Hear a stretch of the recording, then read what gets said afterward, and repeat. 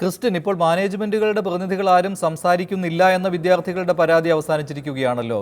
നാരായണദാസ്, അദ്ദേഹം executive board അംഗമാണ്. അദ്ദേഹം സംസാരിച്ചു, മാനേജ്മെന്റിന്റെ ഔദ്യോഗികമായ വിശദീകരണവും നൽകി. ഈ വിശദീകരണത്തിൽ എത്രമാത്രം തൃപ്തിയാണുള്ളത്? അല്ല, എനിക്ക് ആദ്യം തന്നെ സന്തോഷമുണ്ട്. കാരണം ഞങ്ങൾ സമരം തുടങ്ങി 11 ദിവസമായിട്ട് ആദ്യമായിട്ടാണ് മാനേജ്മെന്റിന്റെ ഒളിച്ചുകളി അവസാനിപ്പിച്ചുകൊണ്ട് മാനേജ്മെന്റിന്റെ ഭാഗത്തുനിന്നുള്ള പ്രതികരണം വന്നത്. അതിൽ വളരെയധികം സന്തോഷമുണ്ട്. അത് മാത്രമല്ല, ഈ പറഞ്ഞ കാര്യങ്ങളൊക്കെ ഇത് ഞാനിപ്പോൾ പല ദിവസങ്ങളായിട്ട് മാനേജ്മെൻറ്റ് ചർച്ച നടത്തി. അവർ പലപ്പോഴും ആദ്യം ഞങ്ങളെ ഭീഷണിപ്പെടുത്താൻ ശ്രമിച്ചു. ഒരു ദിവസം ചർച്ച പേരൂക്കട CI ഞങ്ങൾ നിർബന്ധിച്ചുകൊണ്ട് ചർച്ചയ്ക്കുണ്ട്. ഇപ്പം പ്രജിഞ്ചേട്ടനടക്കം ഉണ്ടായിരുന്നു. ആ ചർച്ചയിൽ ആദ്യത്തെ അരമണിക്കൂർ ക്ലാസ് എന്ന് പറഞ്ഞാൽ അവരുടെ രാഷ്ട്രീയ സ്വാധീനത്തെക്കുറിച്ചായിരുന്നു. അപ്പം എനിക്ക് മാനേജ്മെൻറ്റിനോട് ഒരു കാര്യം പറയാനുള്ളൂ. നിങ്ങളുടെ രാഷ്ട്രീയ സ്വാധീനവും നിങ്ങളുടെ പണവും നിങ്ങളുടെ പ്രശസ്തിയും ഒക്കെ അറിഞ്ഞിട്ട് തന്നെയാണ് ഞങ്ങൾ ഈ സമരത്തിന് ഇറങ്ങിയത്. ഞങ്ങൾക്ക് വേറെ നിവൃത്തിയില്ലാത്തതുകൊണ്ടാണ് ഞങ്ങൾക്ക് ഈ സമരത്തിലേക്ക് ഇറങ്ങേണ്ടി വന്നത്. മാത്രമല്ല, ഞാൻ പറയാം, ഇപ്പം പോലീസ് പ്രൊട്ടക്ഷൻ വാങ്ങിച്ചതിന് ശേഷം കോളേജിൽ നടക്കുന്ന കാര്യം ഞാൻ പറയാം. ഞങ്ങൾ ആവശ്യപ്പെട്ട പല കാര്യങ്ങളും എന്ന് വെച്ചാൽ ആ ടോയ്ലറ്റിൻ്റെ ശോചനീയാവസ്ഥ. ഇന്ന് നിങ്ങൾ ആ ചാനലുകാർ വന്ന ടോയ്ലറ്റ് ഒന്ന് കണ്ടുണ്ടല്ലോ, നിങ്ങൾ ആരും ഒരു 5 സ്റ്റാർ ഹോട്ടലിലെ ടോയ്ലറ്റ് ആണെന്ന് ഞാൻ പറയുള്ളൂ. കാരണം അതിൽ ഞങ്ങൾക്ക് സന്തോഷമുണ്ട്. കാരണം മാനേജ്മെൻറ്റ് ഞങ്ങൾ പറയുന്ന കാര്യങ്ങൾ ചെയ്യുന്നുണ്ട്, അതിൽ വളരെയധികം സന്തോഷമുണ്ട്. മാത്രമല്ല, ഇത് പറയുന്ന ഞാൻ പറയാം, ഞങ്ങൾ പെൺകുട്ടികളുടെ കാര്യത്തിൽ എടുത്ത തീരുമാനങ്ങൾ ഞങ്ങൾ പറയാം. കൃത്യം 6:30 ആകുമ്പോൾ എല്ലാ പെൺകുട്ടികളും ഹോസ്റ്റലിലേക്ക് തിരിച്ചു പോകുന്നു. എനിക്ക് 100% ഉറപ്പാണ്. ഞാൻ ഈ സമരം അവസാനിപ്പിക്കാം.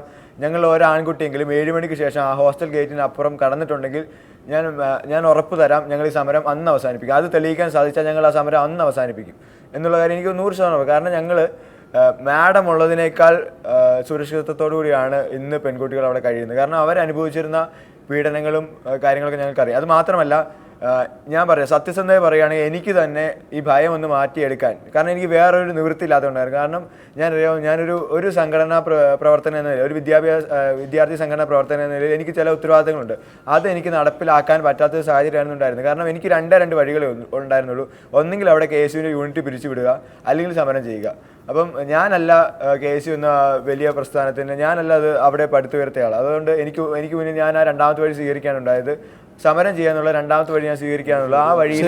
ഷാജാൻ, ഇപ്പോൾ മാനേജ്മെന്റ് പ്രതിനിധിയുടെ ആദ്യത്തെ വാക്കുകൾ ശ്രദ്ധിച്ചപ്പോൾ ഒരു സമവായത്തിന്റെ രീതിയിലേക്ക് അവർ വരുമെന്ന സൂചനയാണോ കിട്ടുന്നത്? ഇപ്പോൾ പൊതുസമൂഹം ഇത്ര കണ്ട് ഈ വിഷയം ഒരു കലാലയത്തിൻ്റെ മാത്രം പ്രശ്നമായിട്ട് കൂടി ചർച്ച ചെയ്യാൻ തയ്യാറായതോടുകൂടി ഈ വിദ്യാർത്ഥികളുടെ പരിദേവനങ്ങളെല്ലാം സമൂഹം മനസ്സിലാക്കുന്ന സ്ഥിതിക്ക് ഈ കലാലയത്തിൻ്റെ അധികൃതർ, പ്രിൻസിപ്പൽ ഉൾപ്പെടെയുള്ളവർ ഒരു ഒത്തുതീർപ്പിൻ്റെ രീതിയിലേക്ക് വരുമെന്ന് താങ്കൾ പ്രതീക്ഷിക്കുന്നില്ലേ? മഞ്ജുഷ്, എനിക്ക് വളരെ രസകരമായിട്ടാണ് അത് തോന്നിയത്. വെച്ചാൽ ആ മാനേജ്മെൻറ്റ് പ്രതിനിധിയുടെ സംസാരത്തിന് പുറകിൽ ഒരു ചെറിയ അഹങ്കാരം ഒളിഞ്ഞിരിപ്പുണ്ട് എന്നാണ് ഞാൻ വിശ്വസിക്കുന്നത്.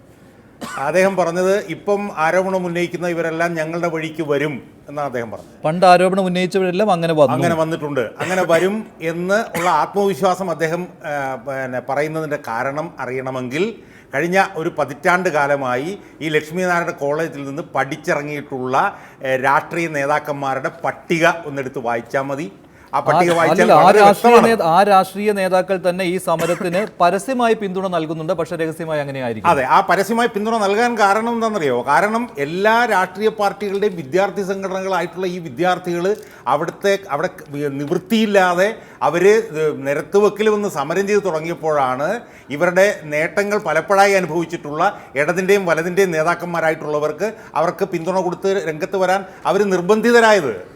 അതുകൊണ്ട് തന്നെ ഈ മാനേജ്മെൻറ്റ് പ്രതിനിധിയുടെ ഈ വാദം ഇത്തവണ നടക്കില്ല എന്നുള്ള കാര്യത്തിൽ എനിക്ക് യാതൊരു സംശയമില്ല. കാരണം സമരത്തിൻ്റെ മുമ്പിൽ അവിടുത്തെ എല്ലാ വിദ്യാർത്ഥി സംഘടനകളും വിദ്യാർത്ഥികൾ നിൽക്കുകയാണ്. അതുകൊണ്ട് തന്നെയാണ് പുറകിൽ ഇപ്പോൾ VM സുധീരനായാലും ഈ പറഞ്ഞ പോലെ കൊടിയേരി ബാലൻ ആയാലും VD സതീശനായാലും. ശ്രീ നാരായണദാസ് വീണ്ടും ടെലിഫോൺ ലൈനിൽ ചേരുകയാണ്. ക്രിസ്ത്യൻ, എന്തെങ്കിലും ചോദിക്കാനുണ്ടെങ്കിൽ ഇപ്പോൾ ചോദിച്ചോളുക. താങ്കൾ തന്നെ അഭിനന്ദിച്ചുവല്ലോ ഇങ്ങനെ ഒരാൾ മാനേജ്മെന്റ് പ്രതിനിധിയായിട്ട് വന്നത് സന്തോഷകരമാണെന്ന്. അല്ല, ഇവർ പറയുന്ന ഏറ്റവും വലിയ കാര്യം എന്ന് പറഞ്ഞാൽ ഈ കാര്യങ്ങളൊന്നും ഇവർക്ക് അറിയില്ല. ഞാൻ ഇന്ന് നാരായണ സാറിനെ കണ്ടപ്പോഴും നാരായണ സാർ പറയുന്നത് ഈ കാര്യങ്ങളൊന്നും ഇത്ര കാലമായിട്ട് അറിയില്ല. ഞാനൊരു കാര്യം പറയാം, കഴിഞ്ഞ 1-2 വർഷമായി, കാരണം 5 വർഷമായും 6 വർഷമായി മാഡം പ്രിൻസിപ്പളായിട്ട് ഞാൻ കോളേജ് വന്നിട്ട് 5 വർഷമായിട്ടുള്ളൂ. കഴിഞ്ഞ 6 വർഷമായിട്ടും ഈ കാര്യങ്ങളൊക്കെ ഇവർ അറിയുന്ന കാര്യങ്ങൾ. എന്നിട്ട് അദ്ദേഹം പറയുന്നത് ഈ കാര്യങ്ങളൊന്നും അറിയില്ല. ഇപ്പോൾ ഈ സമരം തുടങ്ങി 11-ാമത്തെ ദിവസവും. നാരായണദാസ്, ഈ വിഷയങ്ങളൊക്കെ വിദ്യാർത്ഥികൾ നേരത്തെയും ഉന്നയിച്ചിട്ടുള്ള വിഷയങ്ങളാണല്ലോ. ഇതൊന്നും മാനേജ്മെന്റ് അറിയാതെ പോവുകയായിരുന്നു, അതോ അറിഞ്ഞില്ല എന്ന് നടിക്കുകയായിരുന്നു? മാത്രമല്ല, വിദ്യാർത്ഥികളെ ഈ ഇന്റേണൽ മാർക്കിന്റെ കാര്യം പറഞ്ഞുകൊണ്ട് പേടിപ്പിച്ച് അവരുടെ ഈ പരാതികൾ പിൻവലിപ്പിക്കുകയോ അല്ലെങ്കിൽ അവരെ മിണ്ടാൻ ചെയ്യുകയായിരുന്നോ ഉണ്ടായിരുന്നത്? മാത്രമല്ല ശ്രീ ഷാജഹാൻ ഇവിടെ ചൂണ്ടിക്കാണിച്ച ഒരു കാര്യമുണ്ട്. മുൻപൊക്കെ ഇങ്ങനെ പരാതി ഉന്നയിച്ചവരെ പിന്നീട് അവർ ഞങ്ങളുടെ അഭ്യുദയകാംക്ഷികളായി വന്ന ചരിത്രമാണ് ഉള്ളത് എന്ന്. അതിൽ മാനേജ്മെന്റിന്റെ ഈ സ്വാധീനം വ്യക്തമാക്കുന്ന കാര്യമാണോ ഉള്ളത്? അല്ല, ഒരിക്കലുമല്ല. വസ്തുതകൾ ബോധ്യപ്പെടുമ്പോൾ അവര് തിരുത്തുമെന്നാണ് ഞാൻ ഉദ്ദേശിച്ചത്. അല്ലാതെ വേറെ യഥാർത്ഥത്തിൽ ഉള്ളത് കാര്യങ്ങൾ, വസ്തുതകൾ അവർക്ക് ബോധ്യപ്പെടുമ്പോൾ അവർക്ക് തന്നെ മനസ്സിലാവും. ഈ കുട്ടികൾക്കും അത് മനസ്സിലാവുമെന്നാണ് ഞാൻ പറഞ്ഞത്.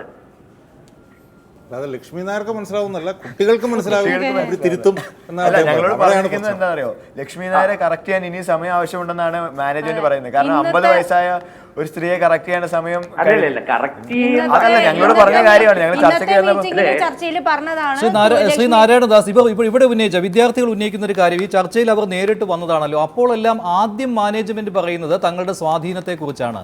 അത് തന്നെയല്ലേ താങ്കളുടെ ഇപ്പോഴത്തെ വാക്കുകളിലും പ്രതിഫലിക്കുന്നത് എന്നാണ് ശ്രീ ഷാജഹാൻ ഇവിടെ ചോദിച്ചത്. ഞാൻ പറഞ്ഞത് ഈ 50 വർഷത്തിനിടയിൽ ഇങ്ങനെ പല ഘട്ടങ്ങളിലും ഇതുപോലുള്ള പ്രശ്നങ്ങൾ, ചെറിയ ചെറിയ പ്രശ്നങ്ങൾ വന്നിട്ടുണ്ട്. പക്ഷെ അതൊക്കെ തന്നെ അവർക്ക് തന്നെ ബോധ്യപ്പെട്ട് അവർ തിരുത്തിയിട്ടുണ്ട്. അപ്പം എന്ന് പറയുന്നത് പോലെ ഇവിടെ കുട്ടികൾക്ക് എന്തെങ്കിലും പ്രശ്നങ്ങൾ ഉണ്ടെങ്കിൽ അവർക്ക് അത് പരിഹരിച്ചു പോകാൻ കഴിയും എന്ന് തന്നെയാണ് ഞാൻ പറഞ്ഞത്. അല്ല, അതൊക്കെ ഒറ്റപ്പെട്ട ശബ്ദങ്ങളായിരുന്നു എന്നുള്ളതാണ് അതിന്റെ സത്യം. അതെ, 2011 എൻ്റെ ഊഹം ശരിയാണ്, 2011 ഇതുപോലൊരു പ്രൊട്ടസ്റ്റ് ഉണ്ടായിട്ടുണ്ട്. പക്ഷെ അത് ഇതുപോലെ എല്ലാ പാർട്ടിക്കാരും ഏറ്റെടുക്കാനോ എല്ലാ വിദ്യാർത്ഥി സംഘടനകളും മുന്നോട്ട് വന്ന് കുട്ടികൾ മുന്നോട്ട് വരാൻ അന്ന് തയ്യാറായില്ല. ഇന്ന് അതിനുള്ള ധൈര്യം ഞങ്ങൾ കാണിച്ചു. അത് ഞങ്ങൾ കാണിച്ചത് സർ എനിക്ക് പറയാനുള്ളത് ഞാൻ ഉൾപ്പെടെയുള്ള കാര്യമില്ല സർ. നാരായണദാസിന്റെ അഹന്തയാണ് കുട്ടികൾ സമരം ചെയ്യുന്നത് അവർക്ക് കൊടുക്കുന്ന അവകാശമാണ് എന്നൊക്കെ പറയുന്നത്. അതൊന്നും കേരളത്തിൽ ചെലവാകുന്ന കാര്യമല്ല ശ്രീനാരായണദാസ് എന്ന് അദ്ദേഹം താങ്കൾ മനസ്സിലാക്കൂ. സർ, ഞാനെന്ന് പറയുന്നത് ഞാൻ 3 മാസം കൂടി എനിക്ക് ഇനി കോഴ്സ് പൂർത്തിയാക്കാനുള്ളൂ. 3 മാസമേ ഉള്ളൂ ഞങ്ങൾക്ക് കോഴ്സ് പൂർത്തിയാക്കാൻ. ഞങ്ങൾക്ക് ഇവിടുന്ന് സുഖമായിട്ട് 3 മാസം കൂടെ സഹിച്ച് ഞങ്ങൾക്ക് ഇറങ്ങി പോകുന്നേ ഉള്ളൂ. പക്ഷെ ഞങ്ങളിത് ചെയ്യുന്നത് ഞങ്ങളുടെ ഒത്തിരി കുഞ്ഞനുജന്മാർക്കും അനുജത്തിമാർക്കും ഇനി വരാൻ പോകുന്ന ഒരു തലമുറയ്ക്കും വേണ്ടിയാണ്. ഞങ്ങൾ പലരെയും കാണാൻ പോകുമ്പോൾ പലരും ഞങ്ങളോട് പറഞ്ഞത്, കുട്ടികളെ ഞങ്ങൾക്ക് സാധിക്കാതെ പോയതാണ് നിങ്ങളിപ്പോൾ ചെയ്തതെന്നുള്ളതാണ്. പലരും പറയുന്നതാണ്. പല വുമൺ ആക്ടിവിസ്റ്റുമാരും പല സോഷ്യൽ വർക്കേഴ്സും ഒക്കെ കാണുമ്പോൾ അവർ പറയുന്ന ഇതാണ്, ഞങ്ങൾ ഒരുപക്ഷെ എന്ന് ശബ്ദിച്ചിരുന്നെങ്കിൽ നിങ്ങൾക്ക് ഇത്രയും കഷ്ടപ്പെടേണ്ട കാര്യം ഉണ്ടാവില്ലായിരുന്നു. എനിക്ക് ഉറപ്പാണ് ഞങ്ങൾ ഈ ഉയർത്തുന്ന ശബ്ദം ഉറപ്പായിട്ടുള്ള കാര്യമാണ്. നാളെ വരുന്ന ഒരു തലമുറയ്ക്ക് ഒരിക്കലും ഇതുപോലൊരു അനുഭവം ഉണ്ടാവരുത്. ഇത് പബ്ലിക്കിന്റെ മുന്നിൽ എത്തിക്കുക എന്നുള്ളത് ഞങ്ങളുടെ മാത്രം ആവശ്യമല്ല, ഈ ഒരു സമൂഹത്തിന്റെ കൂടെ ആവശ്യമാണ്, ഇനി വരാൻ പോകുന്ന തലമുറയുടെ ആവശ്യമാണ്. അത് മാത്രമല്ല, ഒരു വിദ്യാർത്ഥി സംഘടനകളോട് പ്രത്യേകിച്ച് ഒരു കാര്യം പറയാനുള്ളത്, വിദ്യാർത്ഥി സംഘടനകൾ വിദ്യാർത്ഥികൾക്ക് വേണ്ടി ആയിരിക്കണം പ്രവർത്തിക്കണം. അല്ലാതെ പരസ്പരം മത്സരിച്ച് തമ്മിൽ തല്ലി മാനേജ്മെന്റിനെ സഹായിക്കുന്ന നിലപാടുകൾ പിൻവലിക്കണം. അതാണ് ഈ പ്രശ്നങ്ങളിലേക്ക് നയിക്കുന്നത്. അതെല്ലാ വിദ്യാർത്ഥി സംഘടനകളും മനസ്സിലാക്കി. ഞാൻ ഇടപെടുകയാണ്. നാരായണദാസ്, താങ്കൾക്ക് എന്തെങ്കിലും പറയാനുണ്ടെങ്കിൽ പറയാം, ചർച്ച അവസാനിപ്പിക്കുകയാണ്. ഞാൻ പറഞ്ഞല്ലോ, കോളേജിന്റെ സുഗമമായ പ്രവർത്തനത്തിന് എല്ലാവരുടെയും സഹായം ഉണ്ടാവണം. അതിന് അനുകൂലമായ സാഹചര്യം ഇവിടെ ഉണ്ടാവും.